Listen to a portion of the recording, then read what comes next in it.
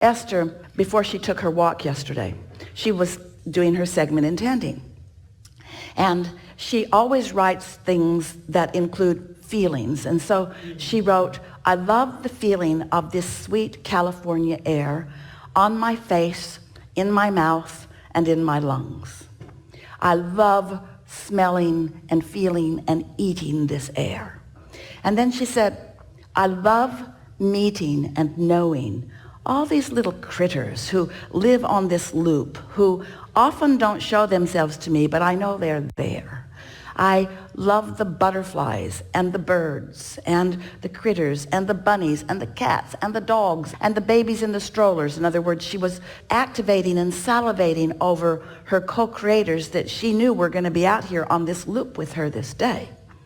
She wrote more about other things, but as she's walking the loop, right away, the fragrance in the air was uniquely not fragrant in the sense that it was flowers. It was fragrant in the sense that there was enough moisture in the air that she could smell the ocean in it. And so she just sort of took it in. She felt her entire body rising to the deliciousness of that, like never before. And she knew for sure it was because she got out ahead of it and got herself prepared to recognize it when it met her. It's been meeting her every morning, but she was there to recognize it. It's the recognition of what's happening. And then butterflies and hummingbirds and all manner of critters are surrounding her, not more abundant than usual, but more poignant than usual, showing up just at interesting places and interesting timing and communicating with her, reveling in the beauty of this day. And so then she ended her walk and she walked into this main gate, into a courtyard. And in this courtyard, she has a stream that's man-made, but it's really beautiful and has so much volume to it and sound to it. And she walked into the courtyard.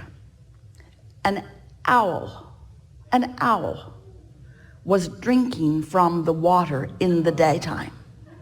And he looked at her, and she looked at him, and he looked at her, and she looked at him, and then off he went into the sky like nothing Esther has ever seen before.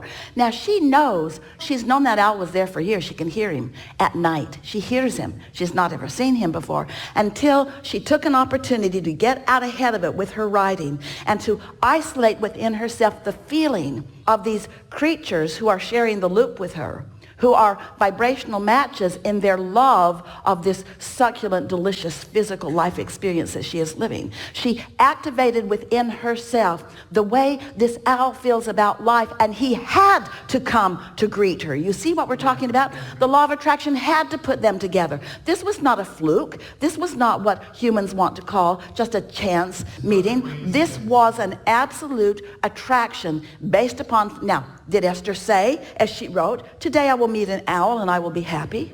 No, she didn't write anything like that. She wrote in general terms how she wanted to feel. She's leaving it to the universe to pick from what matters in her vortex. Now, if you know Esther, there's some books out on the table, some Sarah books, The Amazing Travails of the Giant Owl on Thacker's Trail. Owls are really, really, really, really, really, really, really, really, really, really meaningful to Esther because she has such a sincere relationship with Solomon. She just doesn't see them every day. They're not running around. And she was not asking the universe to bring her an owl. She was asking the universe to acknowledge her joy. She was not reaching to be joyful. She was joyful in her writing. She didn't write to be joyful. She wrote because she is joyful.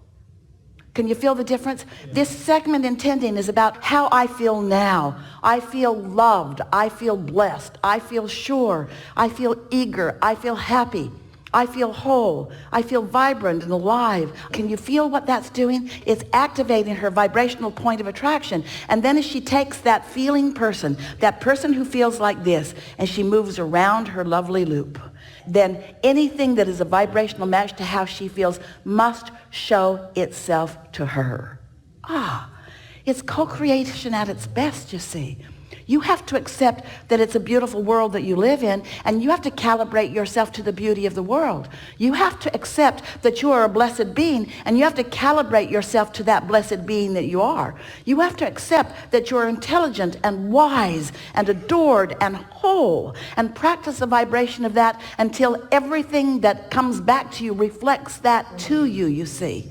So when you are the deliberate creator of your own experience, what you really are is the deliberate confirmer and practicer of the core vibration of that which you are. Now, Esther's been moving around life. She's been feeling pretty much that way for a long time, and life's been very, very good to her. But it is, so much more satisfying when she identifies something, as we're wanting to get you to do, identifies something, activates it in her vibration, savors it, writes words around it, sits and contemplates how those words feel, calibrating, and then deliberately moves out in the world so that the world can show her that it heard her calibration, that it honors her calibration, that it recognizes her calibration, that it is responding to her calibration. You are the creator of your own reality because you are the calibrator of your own vibration. You just got to accept that you are and do something about it. Yeah? Thank you very much. Yeah.